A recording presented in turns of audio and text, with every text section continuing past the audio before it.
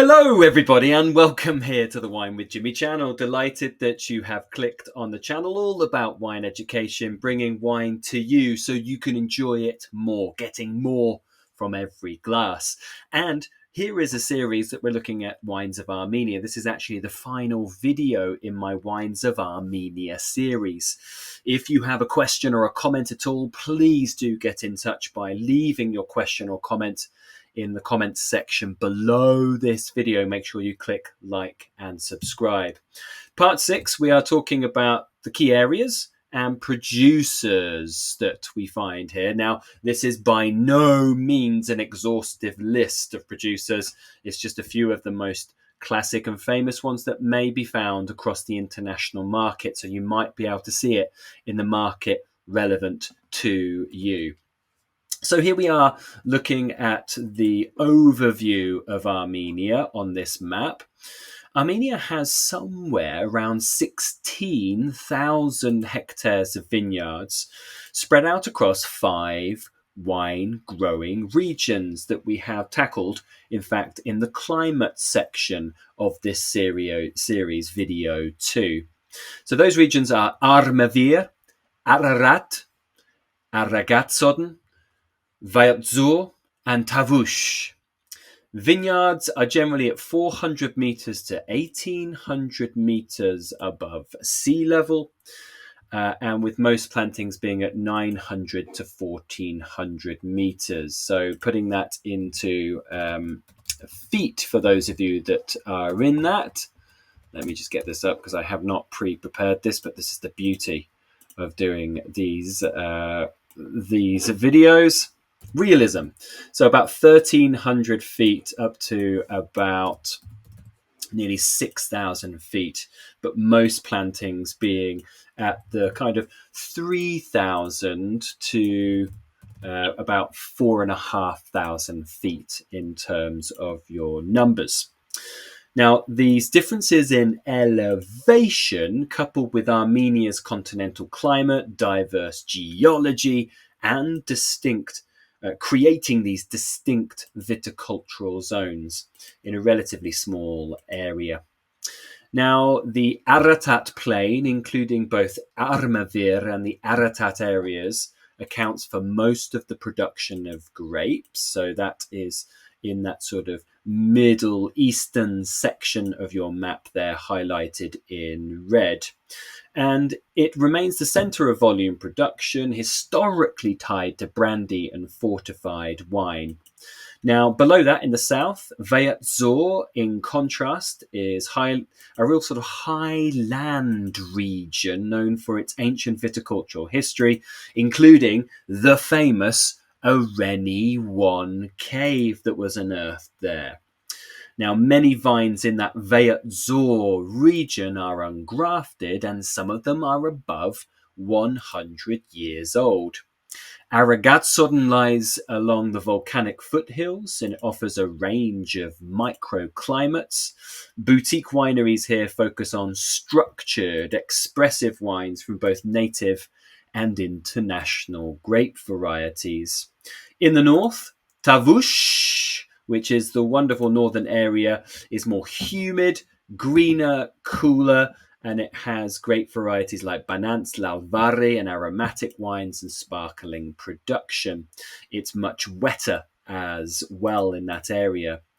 The capital of Armenia, the pink city of Yerevan, is not a major grape growing zone, but remains the center of kind of Armenia's sales of the region, and it sits kind of just to the east of Armavir and just to the north of Ararat, so quite important. And from those areas, grapes go into Yerevan, of course. And there are many wineries, laboratories, tasting rooms, trade institutions for Armenian wine in that area. So let's talk about Ararat and Armavir, the sun-baked plains, Armenia's hottest and driest wine zone. Summer temperatures are, let me put this degrees to, I'm just getting ready for the Fahrenheit because This goes out to a lot of the United States as well. So summer temperatures often exceed 35 degrees Celsius here. That's around 95 degree Fahrenheit. That is warm, with over 90 consecutive days without rain being very common. Winters are short, but can dip below freezing. Irrigation is essential here, and the soils are mostly deep, silty loam with ancient volcanic debris, including tuff and basalt.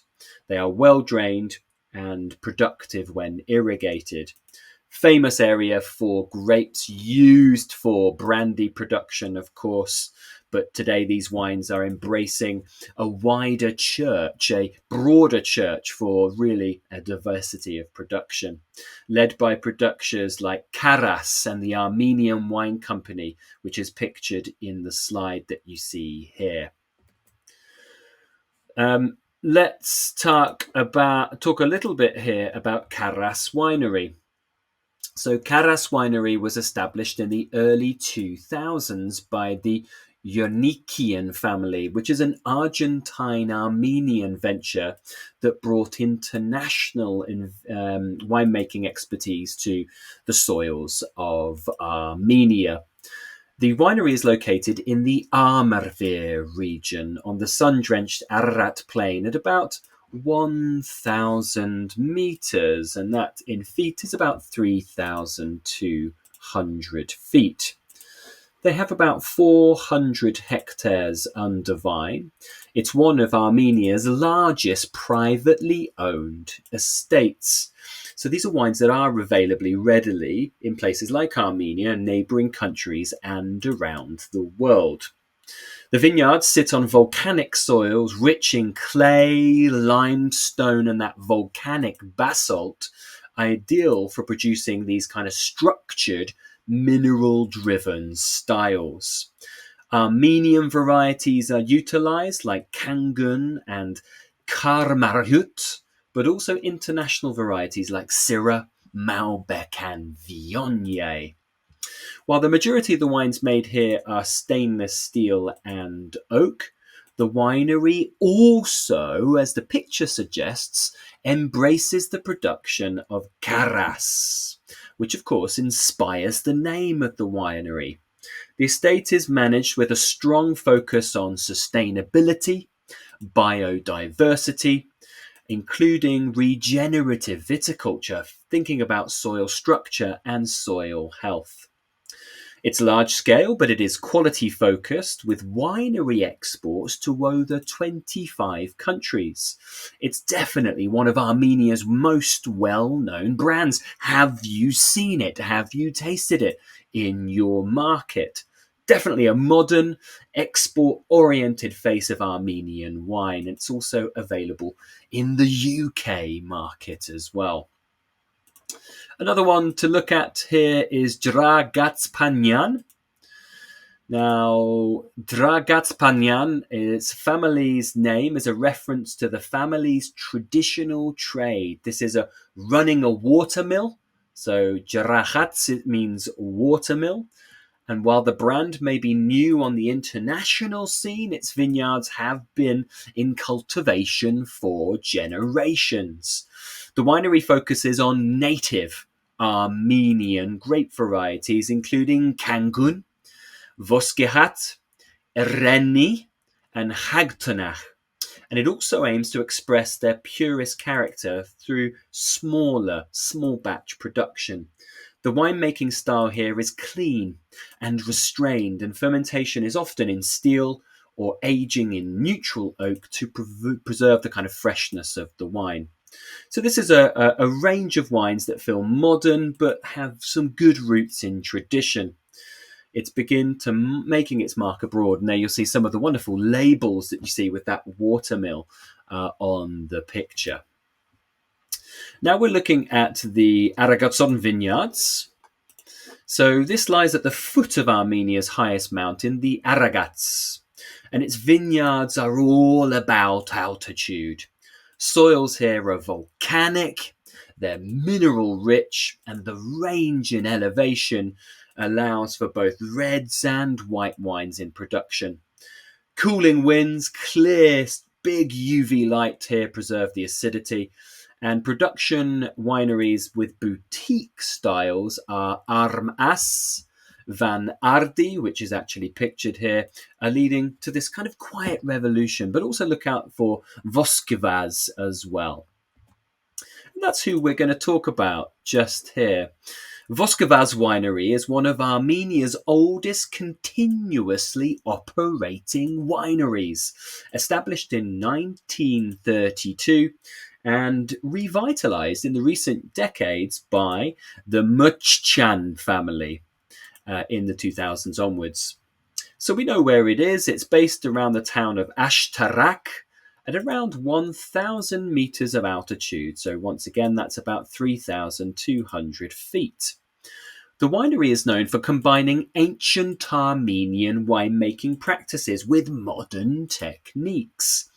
A defining feature with Voskavaz is the use of karas, those clay pots, which are locally sourced and play a real key role in fermenting and the aging of a certain selection of wines at the Voskavaz winery.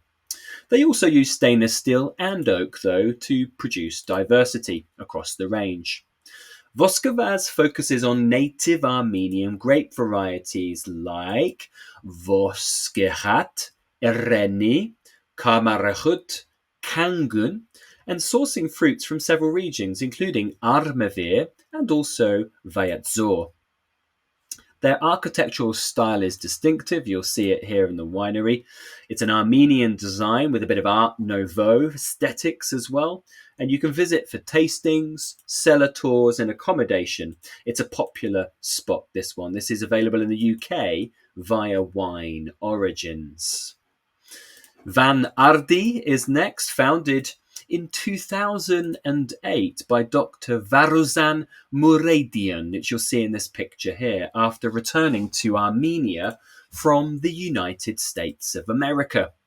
His goal was to create one of Armenia's first fully modern wineries with quality-driven focus in mind. Van Ardi is based in the Aragatotn province near the village of Sasunik at around 1,000 meters altitude, so about 3,200 feet. 12 hectares of vineyards on volcanic soils using organic and sustainable practices, and the winery focuses on native Armenian grapes like Areni, Kachet, as well as selected international varieties like Syrah Chardonnay. The wines are made from estate grown entirely, and they are hand harvested. And you're looking at stainless steel and oak here. Reds, whites, pinks, traditional method sparkling, available in the UK with Wine Origins. Please let me know if you find it in another market as well. Next up is the Vayots Dzor region, which is very important. It's kind of defining Armenia's fine wine projections going into the future. It's a dramatic limestone area, limestone gorges, ancient vineyards, producing some of the most elegant reds within the country, especially from the famous historical grape of Areni Noir, linked, of course, to the Areni 1 cave, which is found here in this region. Wineries like Zora and Momik carry the legacy here of this variety, crafting wines with balance, freshness, and age-worthy finesse. Trinity Canyon Vineyards are what we're going to focus on along with Zora as well. Founded in 2009, Trinity Canyon Vineyards by 3 Armenian wine enthusiasts and is located in that high altitude area. The winery sits at about 1,300 meters to 1,400. That's about 4,200 to 4,600 feet. And it's very close to the Areni 1 cave.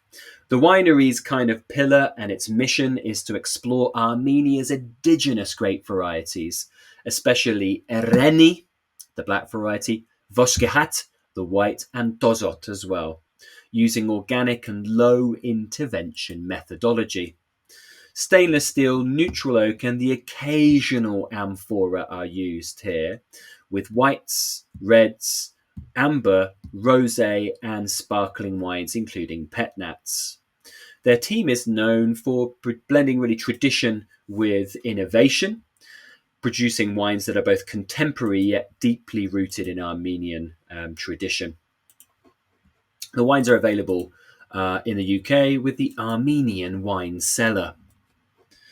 Zora, very famous name, founded in 2001 by Zorik Garibian, an Armenian Italian who returned to Armenia with a vision to revive the country's ancient winemaking traditions.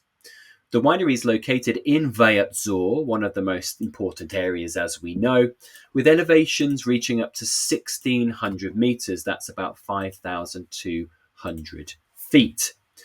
Zora's focus is certainly the Areni Noir vine, sourced from ungrafted old vines, grown in limestone and volcanic soils, farmed without irrigation. Fermentation is in concrete, like you see in the background of the picture where you see Yerez and Zorik Garibian. But aging happens in traditional Armenian karas, like you also see in that picture, and amphorae.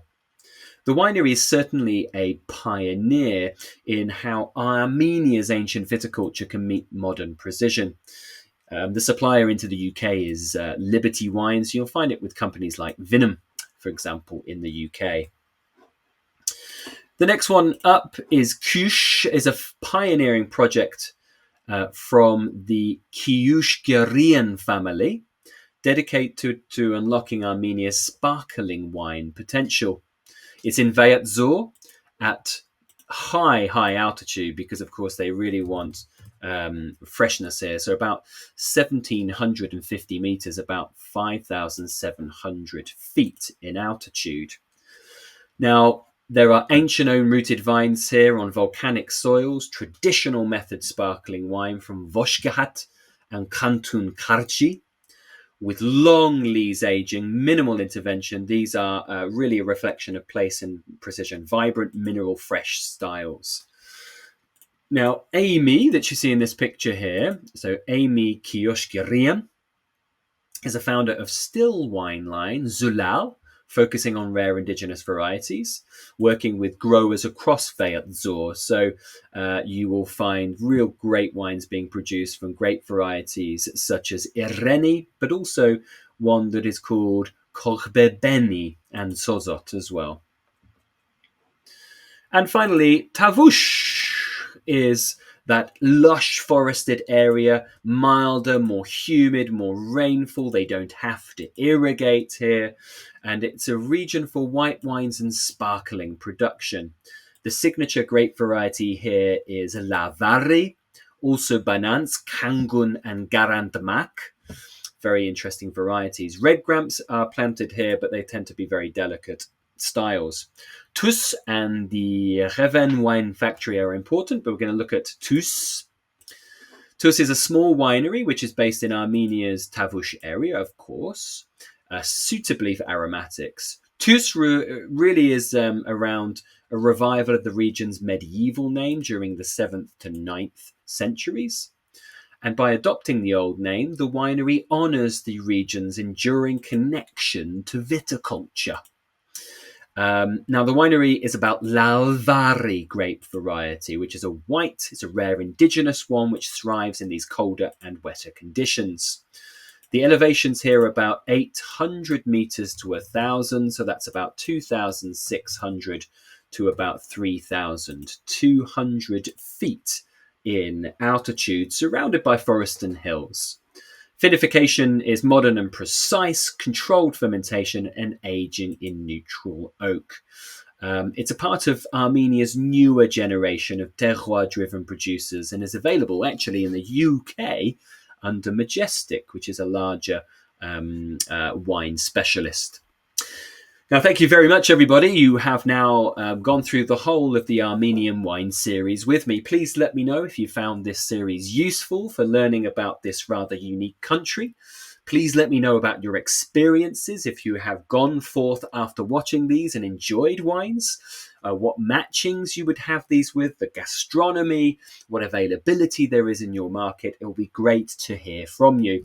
But until next time, I've been Jimmy Smith. And if you are in the UK, come and say hello for a glass or bottle. Ciao for now. Thank you.